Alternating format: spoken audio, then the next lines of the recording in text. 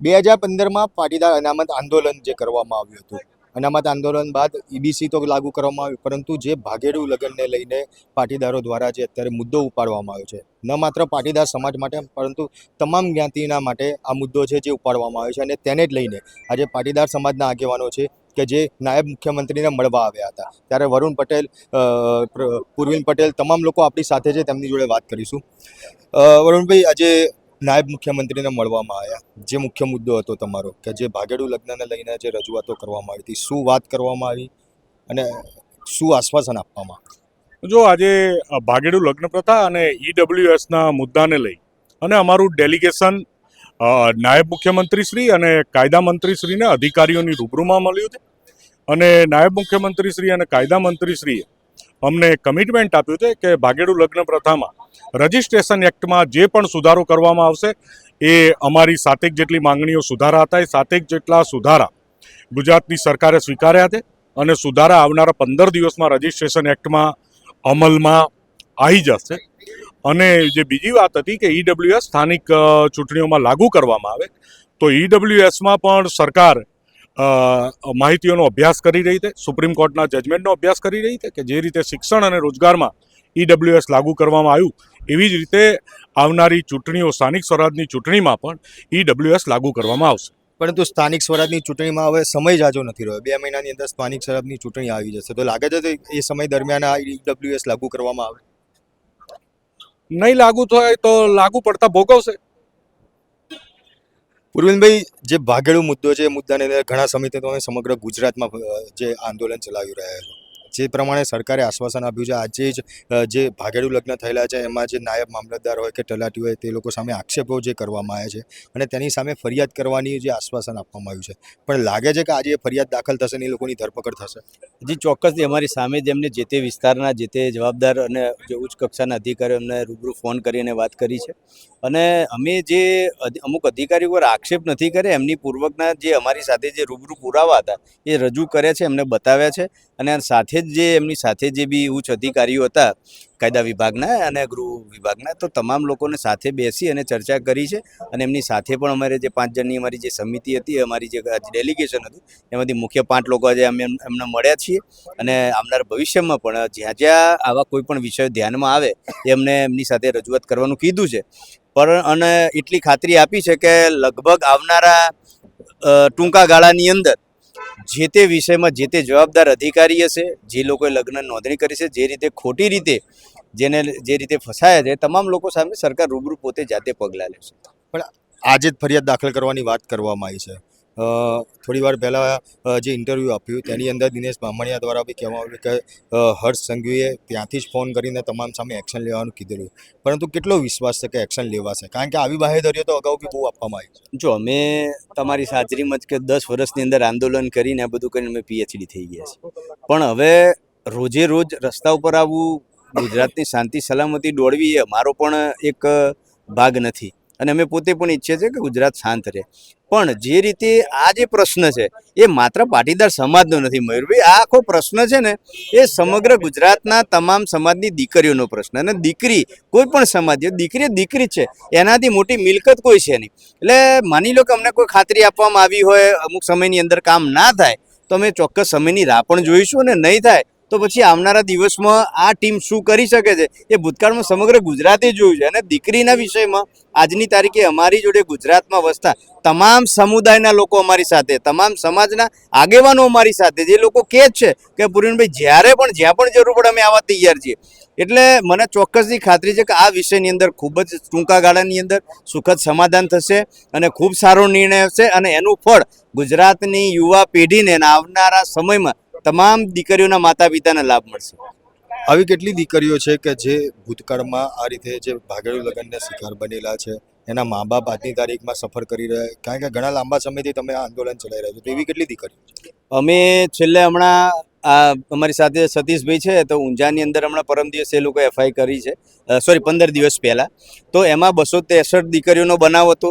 એની પહેલાં હું પંચમહાલ કંતરાલ ગામનો એક મારા જોડે વિષય છે. એ વિષયની અંદર તો એવું છે કે ગાંધીનગરનો એક દીકરો છે અને એની જે દીકરી સાથે લગ્ન કર્યા, દીકરો દીકરી બંને સાથે મળ્યા જ નથી અને લગ્નની નોંધણી થઈ ગઈ.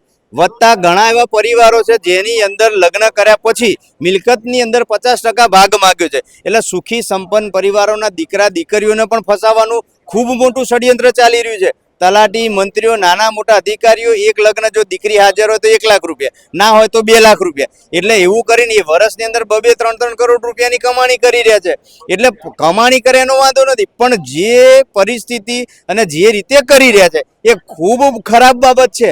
આજે 2-5 કરોડથી કદાચ એનું ઘર ગુજરાન ચાલી જશે, પણ એની પાછળ હજારો માતા પિતા અને હજારો પરિવાર એકદમ રજડી પડશે.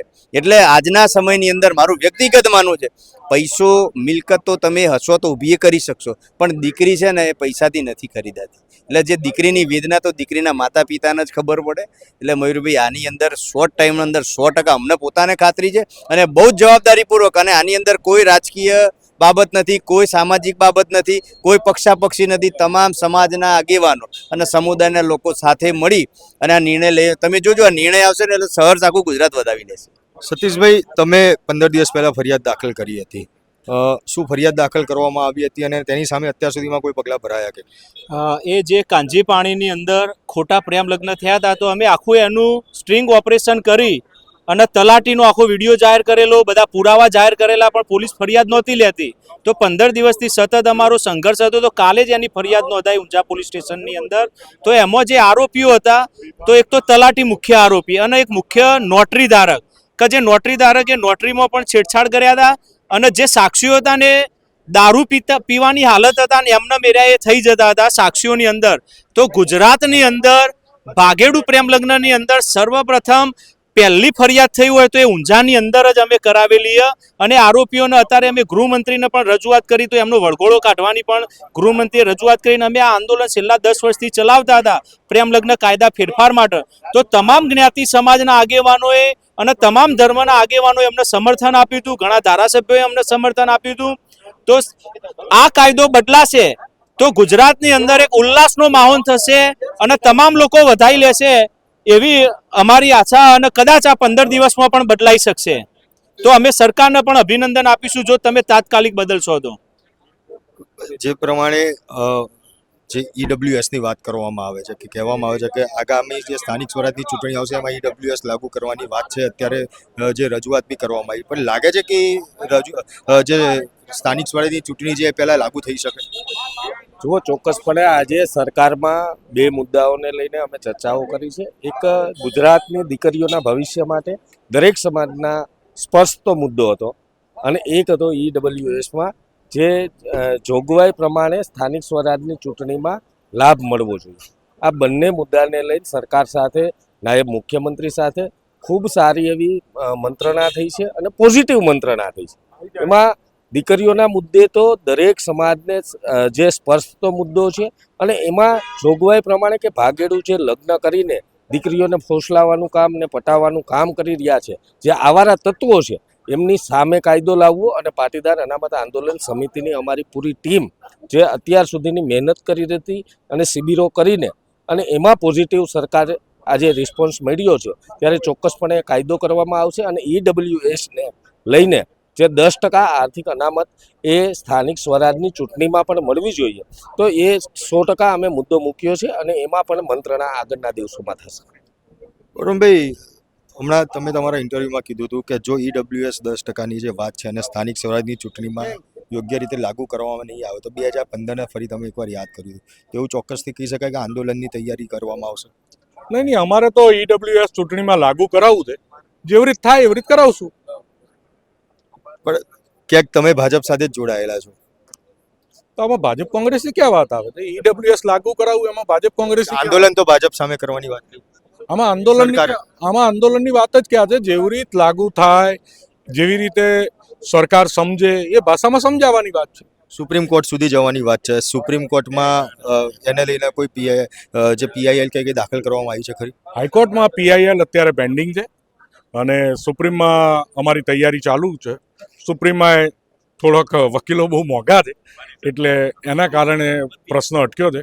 સુપ્રીમમાં રીટ કરીશું. સાથે કોણ કોણ જોડાયેલું છે? કારણ કે જે સમયે આંદોલન 2015 આંદોલનની વાત કરીએ તો જે આંદોલન હતું ઘણા બધા અત્યારે અલગ થઈ ગયા છે, ક્યાંય અલગ અલગ પક્ષમાં ઘણા લોકો જોડાયેલા છે, પણ જો હવે આંદોલન કરવાનું થશે તો સાથે કોણ કોણ જોડાયેલું? બધા સાથે જ છીએ. આ આંદોલન અને સમાજ એ અવિરત હોય છે. નેતાઓ બદલાતા રહે છે, નેતાઓ જીવતા રહે, પતતા રહે, એ બધું સમય પ્રમાણે હોય છે. આંદોલન અને સમાજ અવિરત ચાલતો પ્રવાહ છે. બિલકુલ, ખાસ કહી શકાય કે જે દીકરીઓના જે ભાગેડુ મુદ્દે જે આજે નાયબ મુખ્યમંત્રીને રજૂઆત કરવા માટે જે પાટીદાર સમાજના આગેવાનો છે તે આવ્યા હતા, અને સાથે મુખ્ય જે બાબત છે કે જે EWS ત્યાં આગામી સ્થાનિક સ્વરાજની ચૂંટણી આવી રહી છે તેમાં લાગુ કરવામાં આવે, તે લાગુ કરવા માટેની રજૂઆત કરવામાં આવી છે. નાયબ મુખ્યમંત્રી હર્ષ સંઘવી દ્વારા તે બાહેધરી આપવામાં આવી છે, પરંતુ હવે તે લાગુ કઈ રીતે અને ક્યારે કરવામાં આવશે તે આવનાર સમય જ બતાવશે. આપ શું માની રહ્યા છો કોમેન્ટ બોક્સમાં જરૂરથી જણાવજો. સાથે જ અમારી લલકાર ન્યૂઝ ચેનલને લાઇક, શેર અને સબસ્ક્રાઇબ કરવાનું ભૂલશો નહીં. આપના પોતાના પ્લેટફોર્મ લલકારને લાઇક કરો, ફોલો કરો, સબસ્ક્રાઇબ કરો અને શેર કરો.